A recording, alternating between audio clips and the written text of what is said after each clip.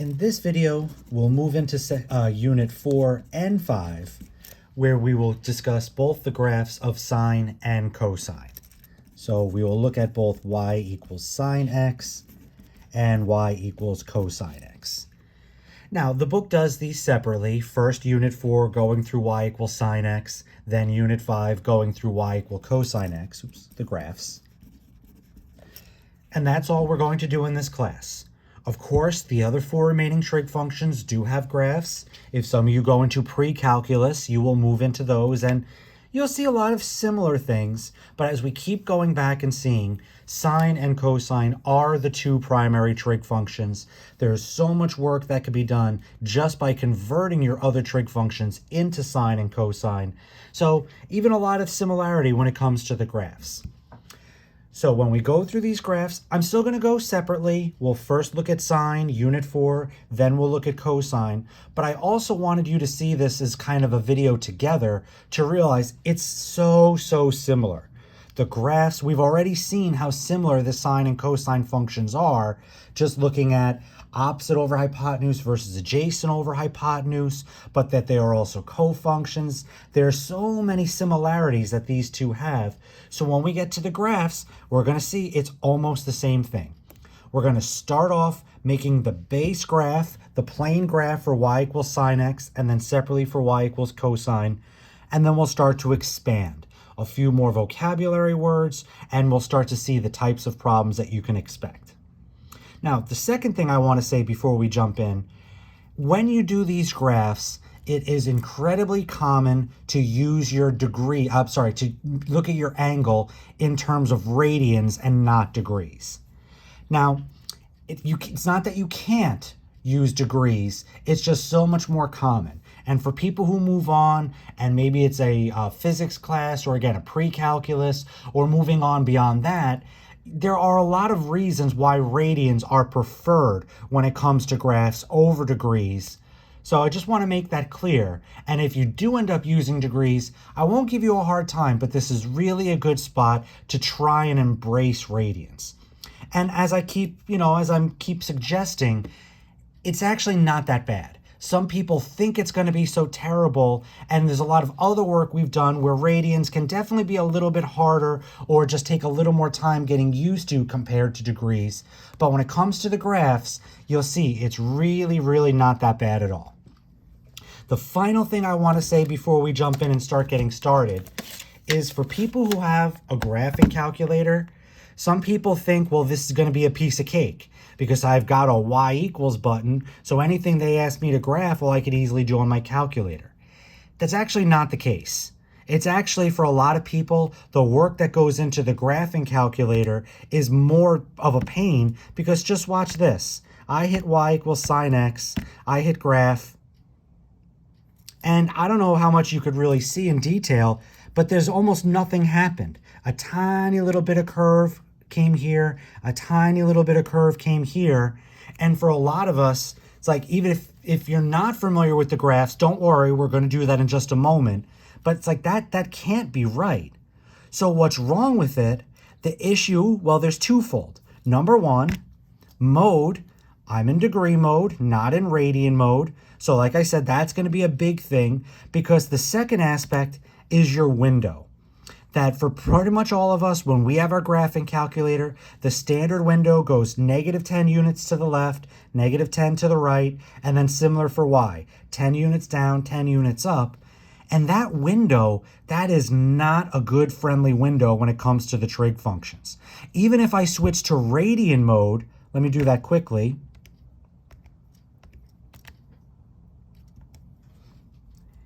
Now maybe that looks a little bit better, but that still is not optimizing the calculator and still doesn't quite make it clear what is it that you need to show me in order to get full credit. But at least that kind of puts us in the right ballpark as far as the overall shape.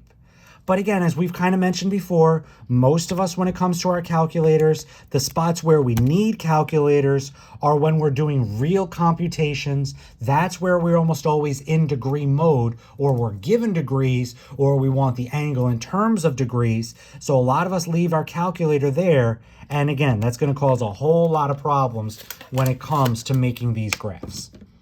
So that's it. I'm putting the graphing calculator away. If you want to use that as backup and again, play with your window, that's your choice. But as I'm suggesting, you don't need to. You'll see in just a few minutes, this is actually one of our more friendly sections. So how do we get started? Well, I'm going to start off with, again, y equals sine x. I'm going to try and make the graph of it. And like so many of our other graphs when we're first getting started, I'm going to do this by plotting points, essentially. And the book is very heavy on that. They love getting you to plot points. In a few minutes, we'll see there's 5 key points that they're trying to get you to identify. But I'll just show you how to do it on the graph itself instead of trying to make that a 2-step process.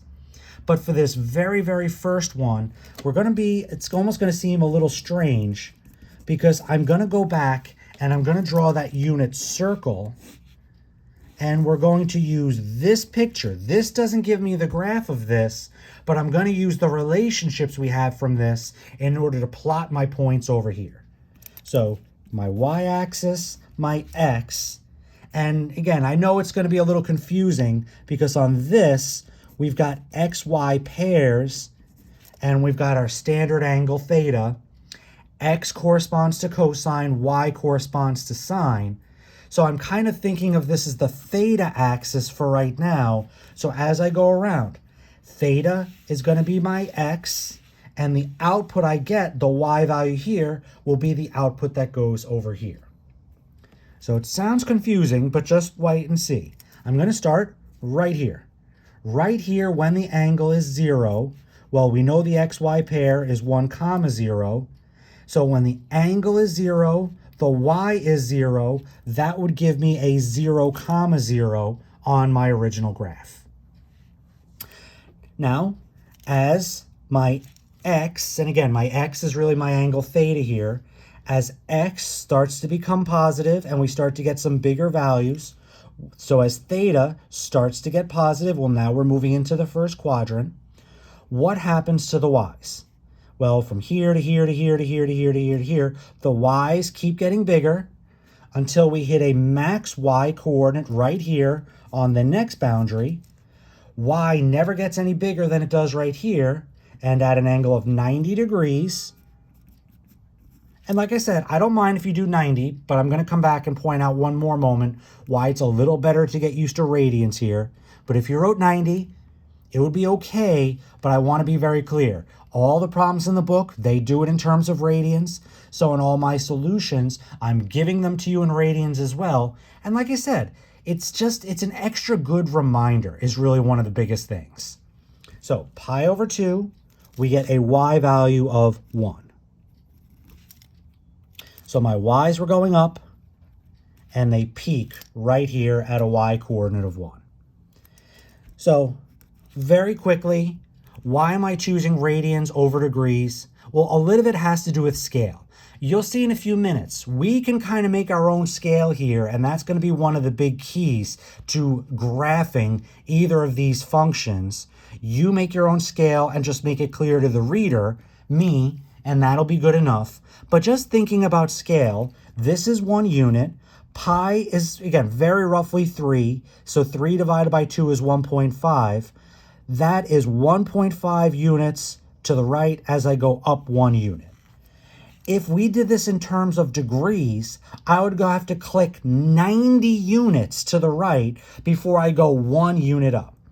So that's one reason why we stay away from degrees. It's because now all of a sudden on our calculator, the scale gets very, very funny because we need so many clicks here for anything to happen just to go up 1 click here. So that was one of the issues I showed you on the graphing calculator. But now let's keep going. So we've hit this high value of 1 at 90 degrees at pi over 2. But now as theta continues to increase, now we go into the second quadrant. What happens to the y values here? Well, now they are still positive, but now they're getting smaller until I get to here at 180 degrees, or pi radians. We've come back down to the x-axis here, so the y coordinate is 0. So I went up to a high value of 1, and now I come back down to the x-axis. We continue. Now as I go into the third quadrant, I'm going past pi, past 180 degrees. And now what happens to the y's? Well, now my y's are negative. I mean, this all connects back to ASTC, positives and negatives. There's a lot of overlap happening here. But in just another moment, we'll see the big picture, and then we'll make a few big points. So continuing this, now my y's are negative, becoming more and more negative until they get to here. Their lowest value, their most negative, is at -1.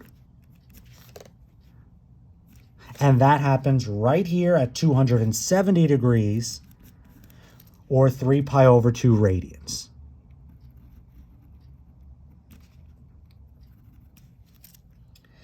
And now we finish looping around the unit circle. We go into the fourth quadrant, getting back to where we started, and the y values here still negative, but becoming, closer and closer to 0 until we hit 0 at 2 pi.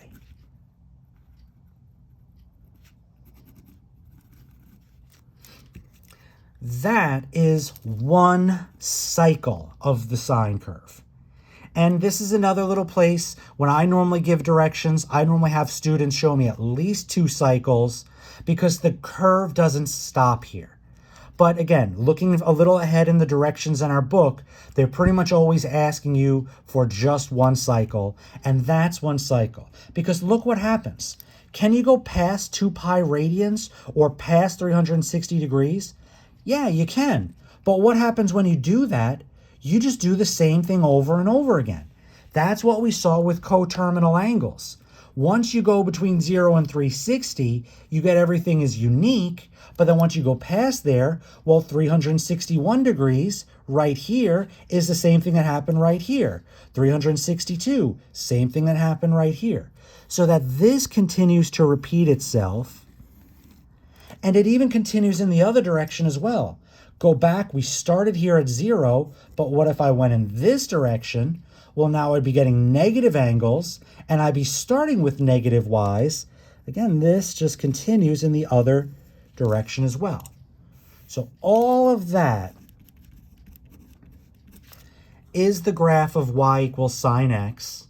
And again, this is why we call it one of the terms is that this is a periodic function because it continues to do the same cycles over and over, right? So this is 1 cycle, but then there is that exact same cycle. And then there it is again. And it would keep going that way, and same thing in reverse. So the nature is that it is a periodic function, a function that repeats itself over a certain period, and we've established that standard period is 2 pi radians. Starting at 0, we went to 2 pi. There was one original cycle, and then the cycles started to repeat. So that is how long it took. And that's, again, the definition of a period, how long it takes for something to repeat itself, and that's what we're seeing right here. It took 2 pi radians, and then it continues to repeat. Now, there's a lot more we can add to this, and we still have several more things to say. If you're just following in the book, we just covered section 4.1, then 4.2 starts looking at what happens when there's an extra multiplier out in front. Section 4.3, what happens when there's a multiplier on the inside. Let me make these notes. And then 4.4 combines all this. And like I said at the beginning, we're still going to go slow, see all these little bits, but you'll see once we have this established, I'm going to point out the reality of what these extra multipliers are doing, but we'll see in a few minutes. It's just about getting your scale set up correctly. And the only little difference between what I did here and what they do in the book is that they go to this point, this point, this point, this point, and this point. Those are the 5 key points I was talking about in the beginning, where you start the cycle at your peak, Notice that the x-axis is a midline here. We've got hills above and hills below, but there is supposed to be symmetry here. That this hill that's above is kind of a mirror image of this hill that's below. So, I mean, just very quick minor things. When you're drawing your sine curves, notice I'm not an artist, and I'm not expecting you to be either, but it should be close. If you do something like this, that's wrong, okay? There is no symmetry there. This is way bigger above the axis than this is below. Even the interval. How long does it take to get to the peak? How long back to the midline? How long to get to the valley? How long to get back to that midline? These are all equal segments. So even if you did something more like this, now it's like, well, this isn't going so much higher than this is going below. But even, again, the intervals. Like I said, I don't expect you to actually use graphing paper for this. You can if you have it, but it's not necessary. It's just an attempt to try and make sure you're showing all these important features. So we'll discuss a few more things along those lines, but those are the 5 key points. They won't be the same, but we'll have a similar 5 key points for cosine in just a moment. And to me, as long as you have the x-axis labeled the way I do and your y-axis, that should be very clear what the xy pair is here. But again, if you'd prefer to go to each point, here, label 0, 0. Here, pi over 2, 1. Here, pi, 0. Here, 3 pi over 2, -1. You could do it that way as well. It's all giving the same information. But that's the information we're looking for, everybody. We are going to be asked to graph one cycle and clearly identify key points. So if you've never followed any of the videos, you might be, well, what are the key points? But you've watched the video now, so now you know. The points at the peak, at the valley, and where you cross this midline. Okay, so now let's start it all over, and now let's take a look at cosine. So now I'm going to do essentially the same thing as before. I'm going to draw a fresh picture. We've used this a lot, but I'm going to do pretty much the same thing.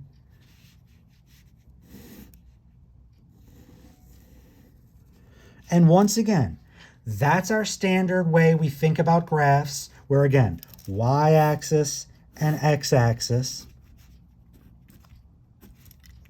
That's the same standard setup, but just like we did before, the y here is really going to be the x-coordinate as we go along, because we know the x-coordinate represents cosine at angle theta. So angles, here we're looking at them as theta, they become the x's here, and then the x-coordinate, that's the output, that's going to become the y as we go over and make this graph. So very similar. And by the way, if you got a little lost up here, how I use this to make this graph, it's okay, but you got to know this graph. That's the ultimate key. The graph of sine starts at the origin, uphill, downhill, and you've completed the cycle. High value of 1, low of -1 with that increment. 2 pi as the full period, and there's 4 chunks that happen, so 2 pi divided by 4 is pi over 2. Some people, that sounds strange, but do it in degrees. 360 to complete the whole cycle, but everything happens in 4 equal chunks. So 360 divided by 4 is 90, so it took 90 degrees to get to the peak, another 90, so 180 to get back to the main line, another 90, so 270 to get to the valley, and then another 90 to get to 360, and we're done. So very similar down here. Start right here, and this is one of the biggest differences, because right off the bat, when the angle is 0, the x-coordinate is 1, this graph is actually going to start up here. It's going to start when x is 0 at a y value of 1, and what happens to x as we start looking at positive values for theta, as we start moving in that positive counterclockwise orientation. Well, x values actually get smaller as I work through the first quadrant. Here x is 1, then maybe about here x is 0.75, then 0.5, then 0.2. So x is getting smaller until I get to here, 90 degrees, or pi over 2. And at pi over 2, we hit an x-coordinate of 0. So we went from here, and now we're down to our midline, to the x-axis. Now we go into the second quadrant, and now my x's are negative, and they become their most negative here at pi at 180 degrees. And they hit a y of -1. And now, through the third quadrant, now my x's are negative, but now they're going back to becoming smaller negatives until we get to 3 pi over 2 at 270 degrees. The x-coordinate is 0.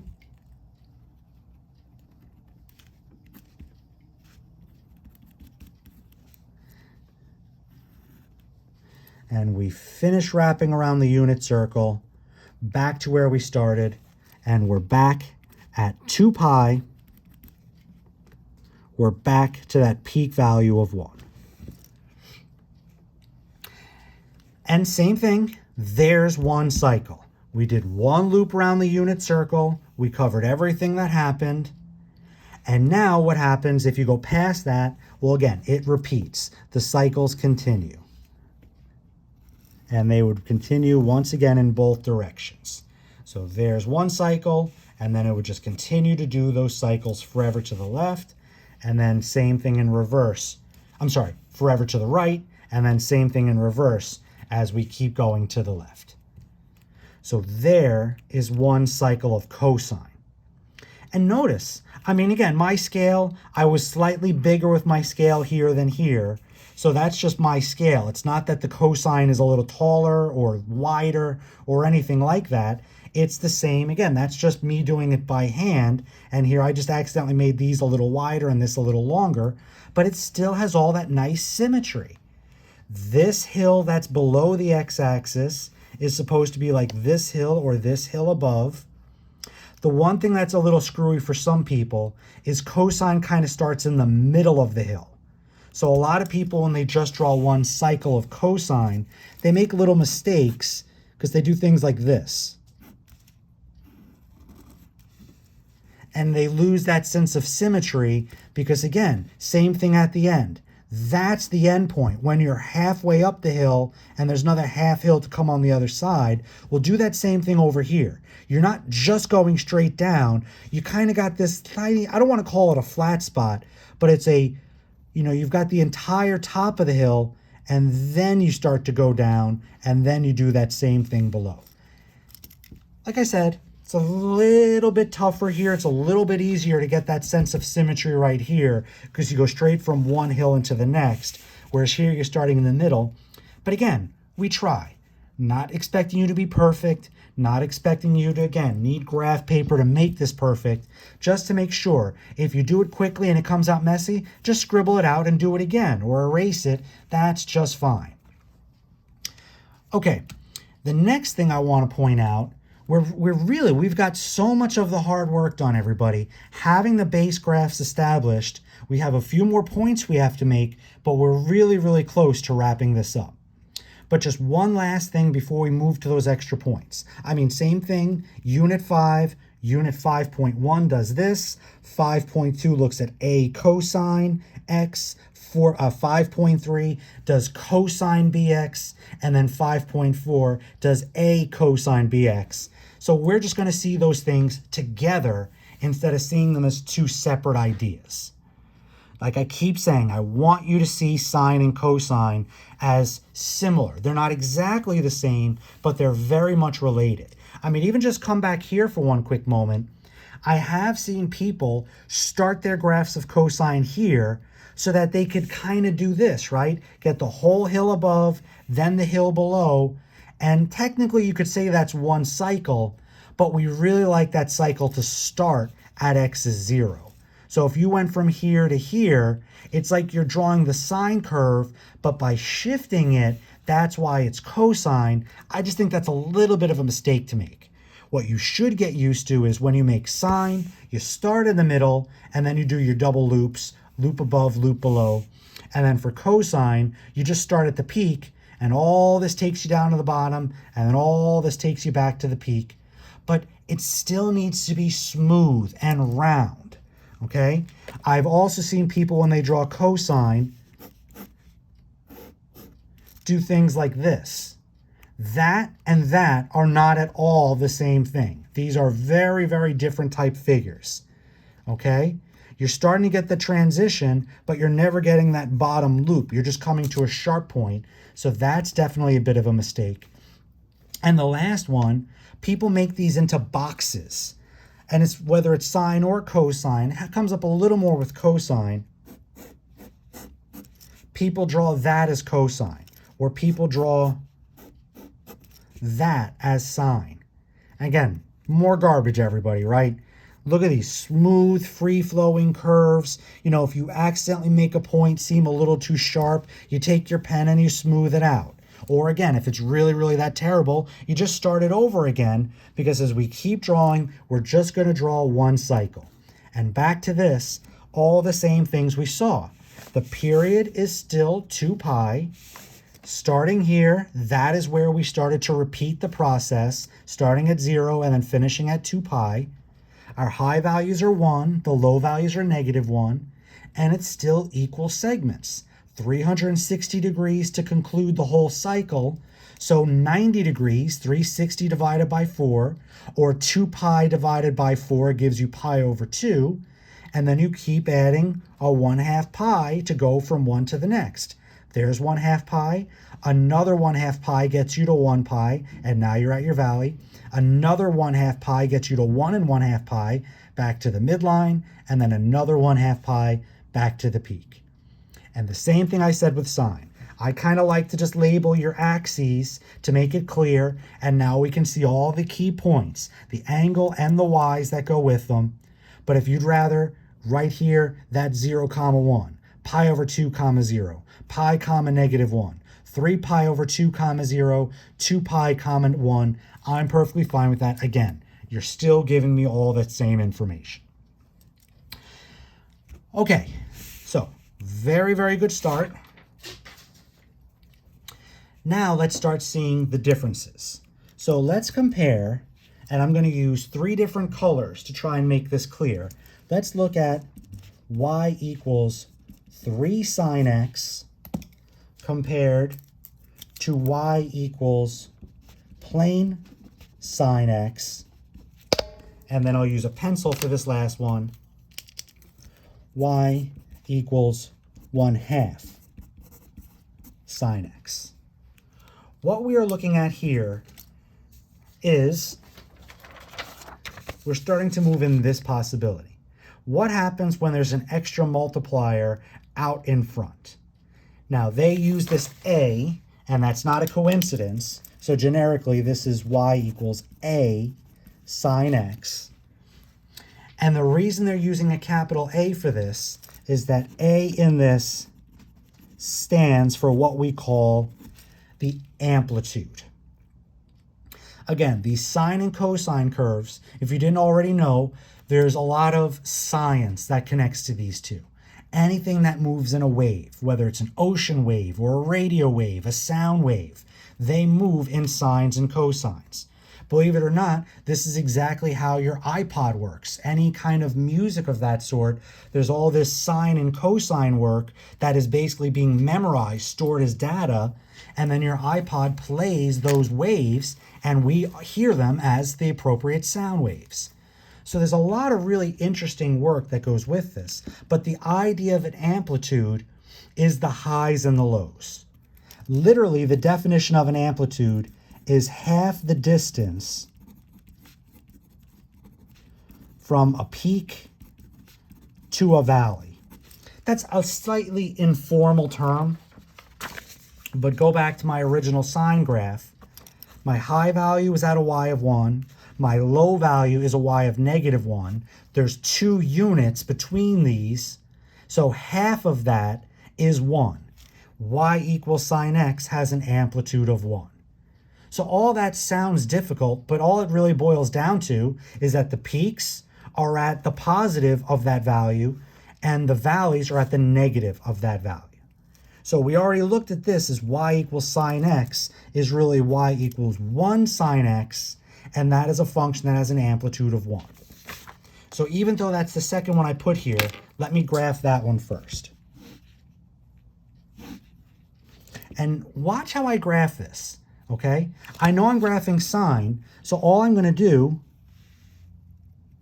is try and draw a decent sine curve. And now afterwards I go back. Because this is y equals sine x, I know the high is 1 and the low is -1. And the angles that I know 2 pi to get to the end, so my increment is pi over 2. Again, I'm taking the total period and I'm dividing by 4 since everything happens in equal increments. So 2 pi divided by 4 is 2 pi over 4 is pi over 2. So 0 to pi over 2. Add another pi over 2 and you're at pi. Add another pi over 2 and you're at 3 pi over 2. So the red graph goes with y equals sine x. Well, next, what happens when it's y equals 3 sine x? Well, every value, if you think about just your xy pairs, now every value just gets multiplied by 3. So this value is 0, multiply by 3, and you still get 0. Going along, multiplying by 3, it makes them 3 times bigger. So this point is about up here, this point is about up here. But let's go to the easiest point. When we're at a peak value of 1, well, that gets multiplied by 3. So now my peak value is all the way up here. And my graph would start off looking something like this. But same thing over here, all these values are being multiplied by 3. And when you get to here, you multiply this by 3, but you're back to 0. So you're still at 0 here. Now, similar idea, everything times 3, but these are negative. So they're still going to be negative when they're times 3. And when you're here at -1, when you multiply by 3, you'll be at -3. And then back to here, all these times 3, but 0 times 3, we're back to 0. That, the black one, is the graph of y equals 3 sine x. And now the last 1/2 sine x, now everything gets multiplied by 1/2. Well, 1/2 is a smaller number, so everything gets shorter. But I'm going to do the same thing. 1/2 times 0 is still 0. 1/2 times 1 is 1/2. 1/2 times 0. 1/2 times -1. 1/2 times 0.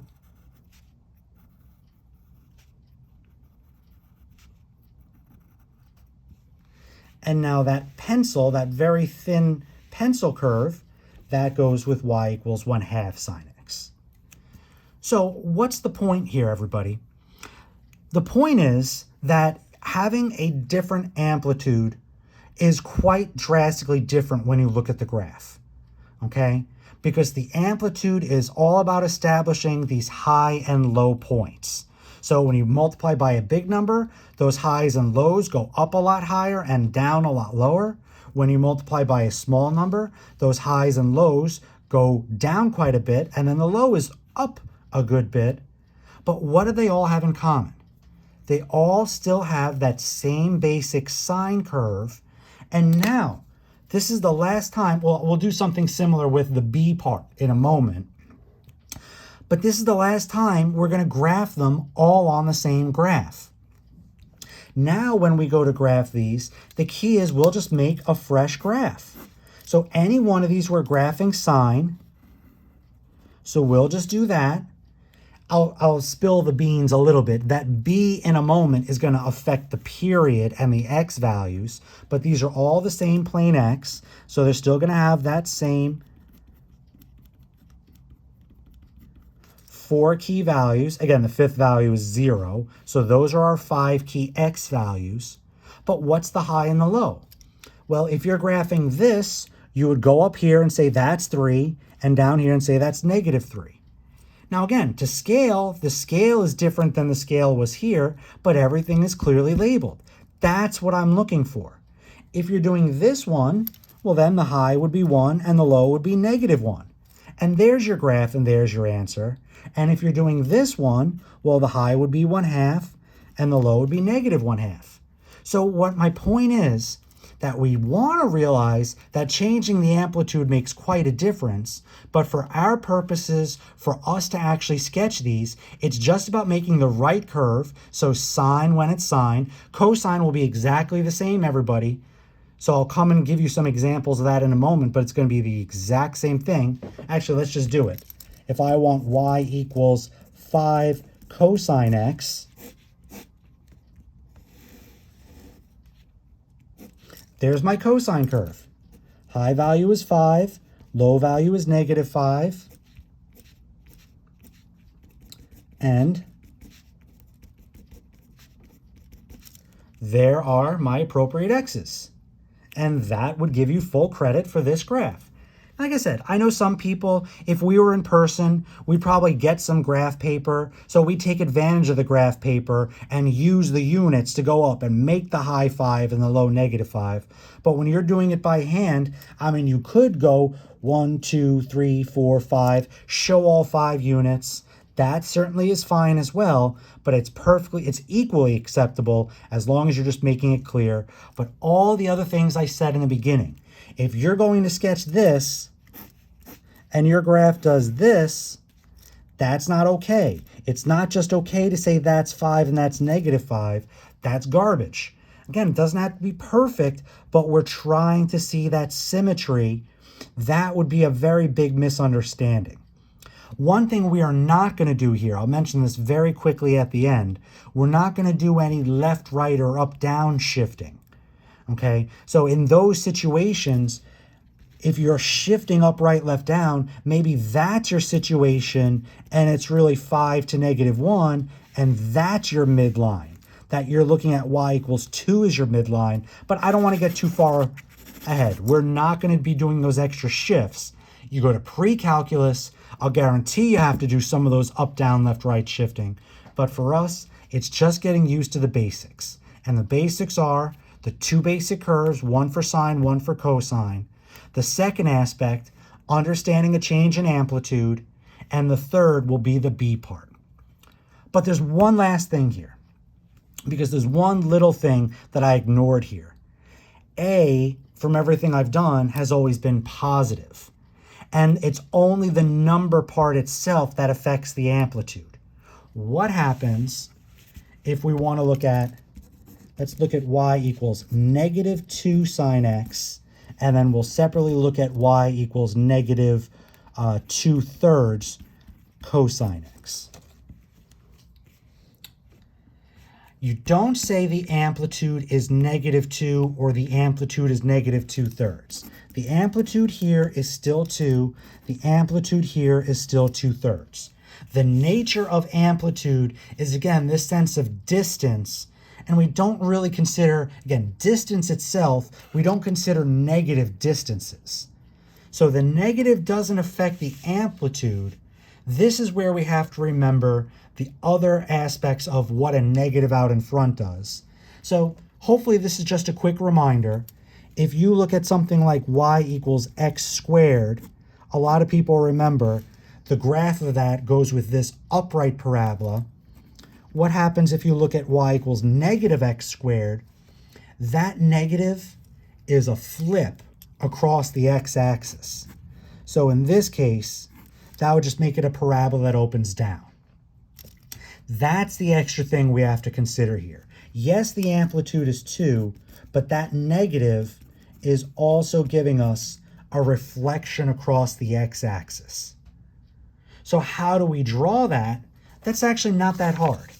Go back here, reflection across the x-axis. Again, just looking at this first cycle, instead of starting up here with the hill above the x-axis, you start from the middle and go down, and you do this hill below. And then you do the opposite over here.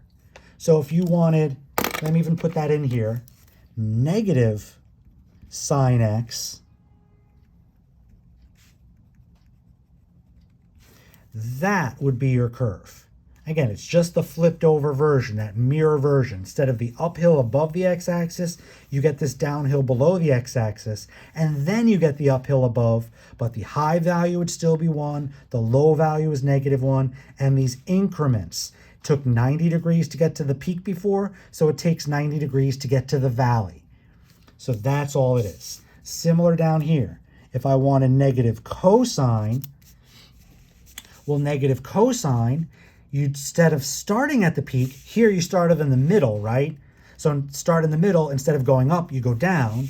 Here, you start at the peak and then go down. So when you flip it, you just start at the bottom and go up.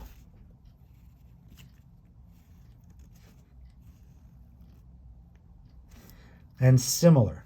Before, the high values were 1. Well, now the low values are -1. The low value is -1. That becomes a high value of +1, and we still have that nice equal interval. So that's the only extra little thing with A. So let's finish up with these last two, and then we'll talk about B, and then we'll just see when we mix them all together, it's still not bad. It's just the 3 things to consider. Well, maybe it's 4. Is it sine or cosine? Do you have to deal with the negative? Then what does A do? And then we'll finish with what is B doing in the problem. And as we've already seen, A is affecting the Y scale, so I'm already spilling the beans. B is going to affect the X scale.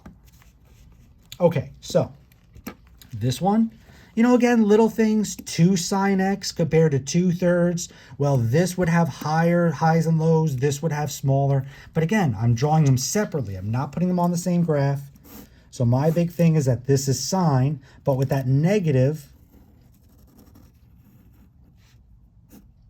there is one cycle of the curve.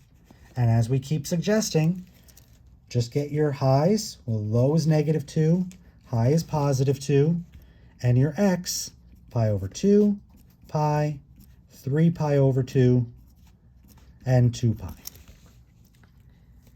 I know we still haven't incorporated b yet, but do you see what I mean? Do you see why this is so much easier to just do by hand, and why, you know, the calculator, yes, you could certainly after the fact do some confirmations, but like these values in radians, these are not clean values. Again, this is really like 1.6 something, 3.14. These are not nice clean values to see, am I getting those exactly lined up? You know, are these in the right spots?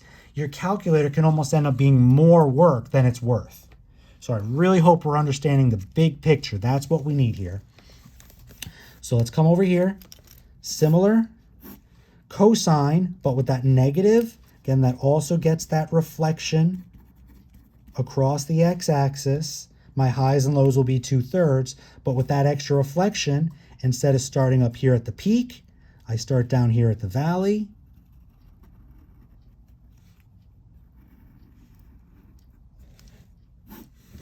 There's one cycle. Low is -2/3, high is +2/3, pi over 2, pi, 3 pi over 2, 2 pi. Now this is a good example, everybody. I think my scale is fairly decent over here. I don't think it's perfect over here.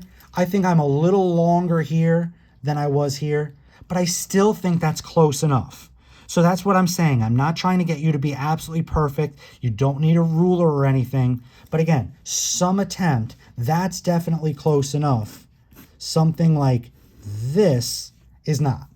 You're not even going down low enough here. You're missing a whole chunk, you know, or maybe it's something like this. And it's like, you know, there's little things. Let's just be reasonable with this. And again, if you ever have any question about it, is this okay? Just ask. That's all it takes. Okay, so we took care of A, whether it was sine or cosine. And now, let's consider B. Let's do this one with cosine. Let's start off considering, now technically A is 1, so all of our curves will go from a high of 1 to a low of -1. But let's compare plain old cosine x, cosine 3x, and cosine 1/2 x. It's very, very similar to what I did here a moment ago. This is the one time we'll put all of these on the same scale, on the same graph to get the real sense of what's happening. But then, like I keep suggesting after that, when we do each individual problem, it's just the only key is just to make sure our scale tells the right story, so that we don't have to do all these extra exaggerations, high and low, or lower and higher. It's just to get the x's and y's correct. So first, plain y equals cosine. We already know about.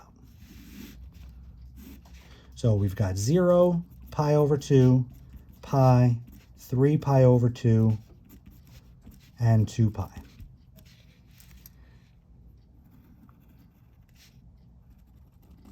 And just what I was saying a moment ago, I feel like that was a little shallow compared to this high value.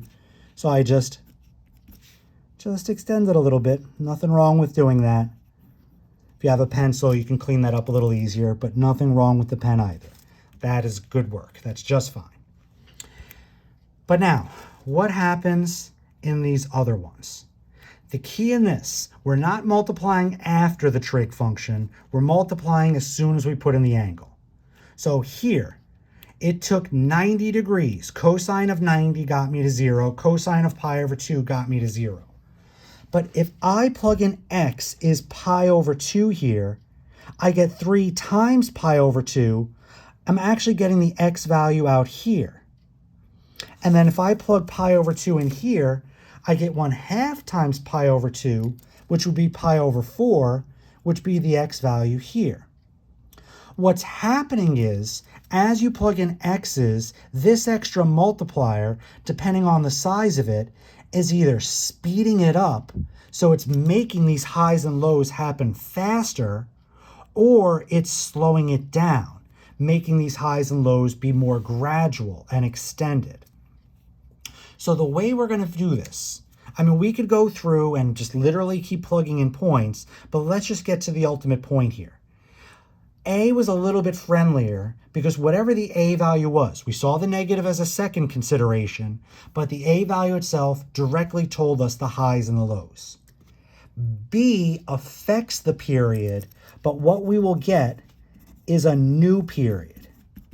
And we will start off with the old period, which is 2 pi, both sine and cosine, 360 degrees to repeat. So it starts off with 2 pi, and we will divide by b. So this one would have a new period of 2 pi over 3. So in terms of degrees, again, sometimes that helps. 360 divided by 3 is 120. By the time we get roughly to here, right, that would be 2 pi over 3. If that's 90 degrees, that's 180. 120 would be closer to 90 than to 180, so roughly about there. This would have to have done an entire cycle. We would have had to go from here. We would have already had to go to our valley, get down to our, go to the midline, down to the valley, back up, and then finishing. I'm actually probably slightly off. I'm finishing about here. But that would be one cycle. It's the same as this cycle. It's just more compressed. It's being squished closer together because this multiplier is making the angles go by much faster. Again, plug 2 pi over 3 into this, multiply by 3, and you get 2 pi. So by the time you get to this x, it's like you're at this x in the original graph. So I could keep going here, but this would just keep getting all these still highs and lows of 1 and -1, but I'd be getting these much more squished, tighter cycles. And if you apply that same idea here, you get 2 pi divided by 1/2. Dividing by 1/2, multiply by the reciprocal, 2 over 1, you get a new period of 4 pi. So you would be all the way out here. Starting here, this is where you would finish one cycle. So I could go along the way and just keep multiplying, but I just want to get to the point here.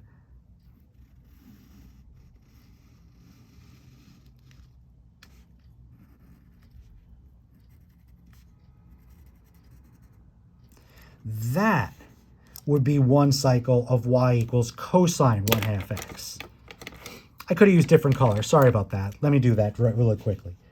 So there, the red one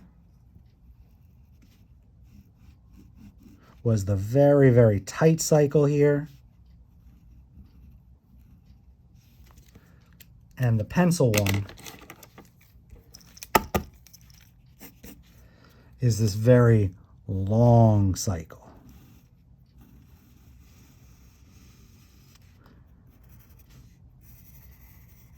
I'm intentionally trying to draw it a little over, so hopefully that'll help you see it. Unfortunately, my pen did a little bit of that earlier. But again, that's the ultimate point here. And it is the exact same thing for sine. So on the same scale, it makes a big difference on exactly how crunched or how spread out your sine or cosine curve is. But now that we've got that established, when we go to sketch it, it's just about getting your full period, put that as the end value, divide that number by 4 so that you establish your interval. This is especially where people like degrees over radians. It's a lot nicer to divide by 4 no matter what these numbers are, but we can deal with it either way. So let's take a look. Again, it's all the same directions, sketching one cycle of the curve, labeling, clearly identifying the 5 key points. And now let's take a look at, we'll do y equals sine 2/3 x. We'll do y equals sine 4x. And then we'll stick in cosine. Let's do y equals cosine. And let's do let's do x over 4. Let's look at it that way. So now again, we're starting to get used to the full process. We should also be considering amplitude and any reflections, but we don't have to worry about that. This is a sine curve. No extra reflection. So there's your sine curve. The amplitude, high is 1, low is -1. But now, before I label my x, let's consider the period. Especially when we do all aspects, I will say a lot of people like to get those 4 things covered right off the bat. Which is the curve, label the amplitude, discuss, for so many people, just quickly writing things down. What is the amplitude? Do I need to do the reflection? What is the new period? And then put it all together. For some people, just having that methodical step process can really, really be a big boost and making sure they don't make any little mistakes. So here, the period, 2 pi divided by 3/2, which equals 3 pi. Dividing by 2/3 times 3/2, so 6 pi over 2 is 3 pi. So I could just jump to the end, and that's 3 pi. Like I said, you could do a conversion if you really want. That's 540 degrees. So half of 540 is 270, and then half of 270 is 135. But like I keep suggesting, they really, really try and make this a section to get you a little more comfortable with radians. If you do it with degrees, it's a good little quick exercise to just convert back to radians, and then you could confirm all the answers in the book and see that you're definitely correct. So 3 pi, or the other way, just right off the bat, cut that into 4 pieces. 3 pi divided by 4 is 3 pi over 4. Add 3 pi over 4 to 3 pi over 4, you get 6 pi over 4, which if you reduce is 3 pi over 2. And then add another 3 pi over 4, and you get 9 pi over 4. And if you add one more 3 pi over 4, you get 12 pi over 4, which reduces to 3 pi, confirms this is all nice and neat and correct. Same thing here, everybody. Now the period will be 2 pi divided by 4, so that's just pi over 2. This, the period has gotten a lot longer. Here, the period is a lot shorter. Again, something similar to here. I mean, some people look at it as when b is greater than 1, it shortens the period. When b is less than 1, it extends the period. But really, you should just be able to do it each time. You don't have to connect the graphs for these two. And that's what I want to be clear with. I'm going to just draw this. And I essentially just drew the same graph here that I did here a moment ago. My high and 1 and my low and -1 is exactly the same, but I'm just going to change my scale. Before, this was 3 pi to get to the end. Now it's pi over 2. I mean, that's 540 degrees. That's 90 degrees. Again, on the same scale, this one is ending right here. This one is ending out here.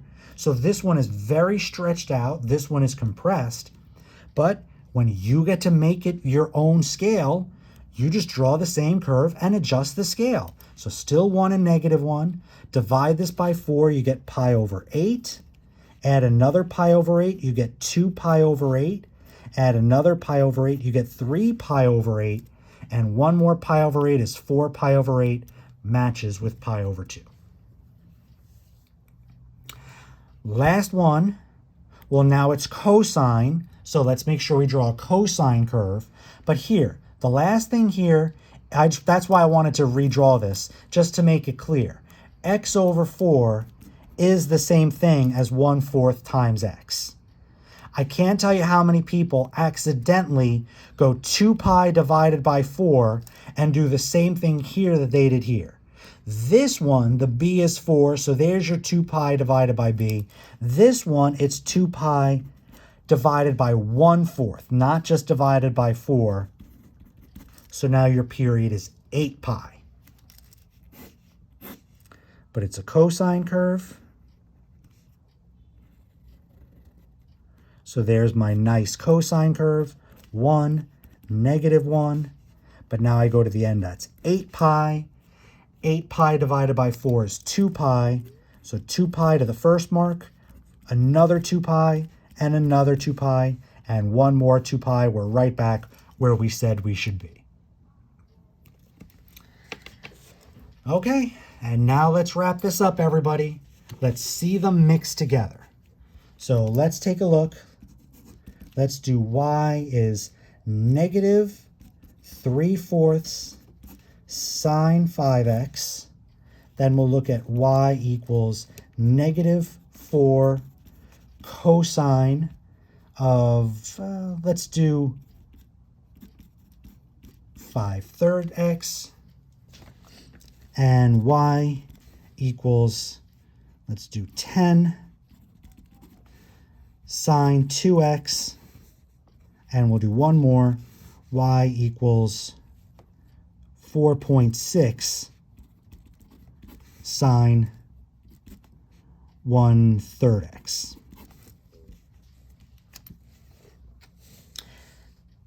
This is where, again, know yourself. Do you need to label everything? If you can, it's okay. We're using the sine curve. We're reflecting across x. The amplitude is 3/4, and the period is 2 pi divided by 5.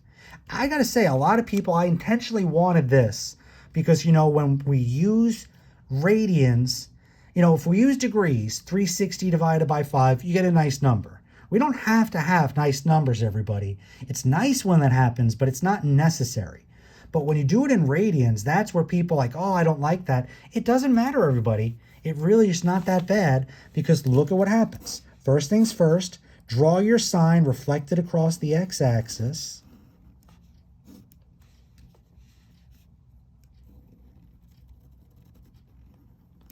Decent curve. High is 3/4, low is -3/4. Go to the end, That's 2 pi over 5. Divide that by 4. So 2 pi over 5 divided by 4 is 2 pi over 20, which is pi over 10. Add another pi over 10. 2 pi over 10 will get you to pi over 5. Add another pi over 10, which will give you 3 pi over 10. And then one more pi over 10 would be 4 pi over 10, matches 2 pi over 5. So even these ugly fractions, not that bad. Again, dividing this by 4 is still, just make sure dividing by 4 is times 1 over 4. That's where I got the 2 pi over 20, and then I just cleaned it up. But then I just kept adding that increment. Okay, well now in the next one, now we're looking at cosine. We again have the negative, so we reflect across x. The amplitude here is 4. The period is 2 pi divided by 5/3. Dividing by 5/3 times 3/5 becomes 6 pi over 5. Cosine reflected across x.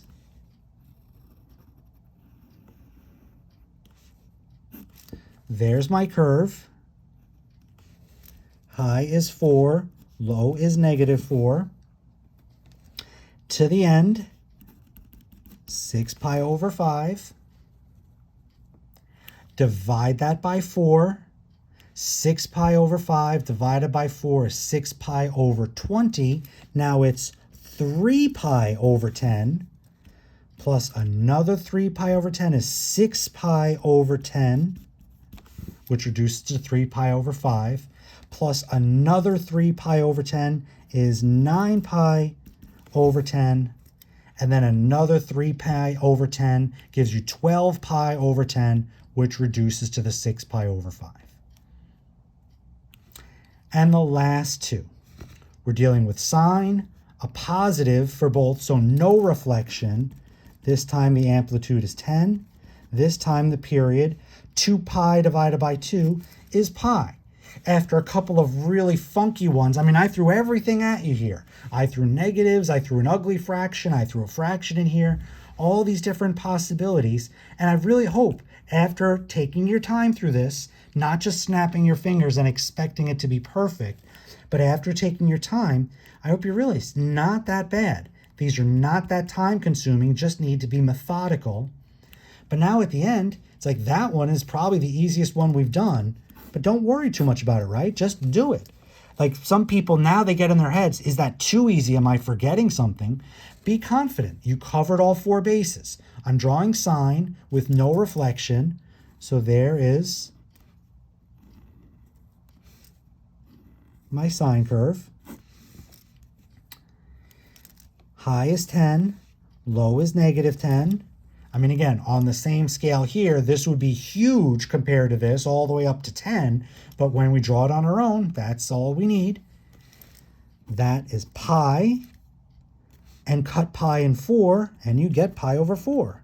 Plus another pi over 4 is 2 pi over 4, plus another is 3 pi over 4, and there's your 4 pi over 4, and there is a good answer. And the last one, 4.6, well, there's my amplitude. Again, still looking at sine, no extra negative, so no reflection, period, 2 pi divided by 1/3. Now that'll be 6 pi. I'm not even going to draw a fresh one this time, just to show you on this. I'll just use the red. You'd still draw your regular sine, but now you'd have 4.6 and -4.6. This would be 6 pi. 6 pi divided by 4 is 3 pi over 2, plus another 3 pi over 2 is 6 pi over 2, plus another 3 pi over 2 is 9 pi over 2, and one more 3 pi over 2 is 12 pi over 2, matches the 6 pi. So again, not trivial, but comparatively not as bad as some of what we've seen that's earlier. Still a lot of ideas that are overlapping, still a lot of thoughts. I mean, now people try and use their base graphs here, and they try and do ASTC based off of this. That gets you in trouble, folks. I mean, we could see the things that match. The sine curve was positive here between 0 and 180. Well, that's the first and second quadrant in this graph. The sine is negative. I mean, you could do these things, and we've always said we could keep adding more stuff to know, more facts to memorize. But I really hope as you've gone through this, you've seen how to approach each individual problem. When to use your right triangle facts, how to use them, and now graphs, let's treat that a little bit separately, and let's base that off of our base graphs of sine and cosine.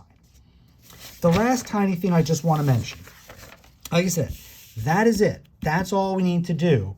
But I just want to give you a quick reminder of things like this. Just for those of you, if you're not going to pre-calculus, don't worry. But if you're going to pre-calculus, just a quick reminder of some of those other aspects. I did that at the very beginning with y equals x squared compared to negative x squared. That is kind of a pre-calculus reminder that negative is the reflection. And similar with these things here. These plus minuses at the end of the function would lead to an up-down shift. Specifically, that would lead to an upshift of 1.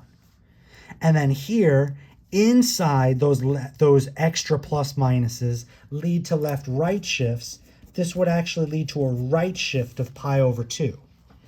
You'd still have the sine curve, but instead of starting sine here, everything goes up 1, so sine starts here. And instead of starting here at 0, you'd go right pi over 2, so you'd end up doing something like this. And that would be your one cycle. And now the high would be 2, the low would be 0. There's your 2 pi, but you didn't start at 0. You started at pi over 2. So, I mean, there's little other adjustments. I just wanted to mention that quickly, but I also wanted to reaffirm we're not doing that here. That what we want you to be responsible for here are the basics of sine and cosine, the understanding of those periodic functions, the ability to calculate and show the new period, and the understanding and the ability to show the amplitude.